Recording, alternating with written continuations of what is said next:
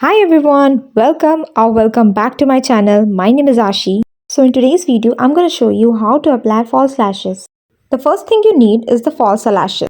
So I'm using this Swiss Beauty 3D Studio lashes. Firstly, you need to measure the false lashes. So hold the false lashes up to your natural lash line to check if they fit or not. If the false lashes are too long for your eye, then use the scissor to trim the false lashes from the outer corner. Now you have to apply the glue on the eyelash band and then wait for 20 to 30 seconds. Now with the help of tweezer, carefully pick up the false lashes from the center. Now look down and then place the lash band as close to your natural lash line. Here I'm using the tweezer to adjust the lashes. You can also use your finger to adjust the lashes. Now lastly, apply mascara to blend your natural lashes with the false one. I hope you guys have enjoyed this tutorial. Also please make sure to like, share and subscribe to my channel.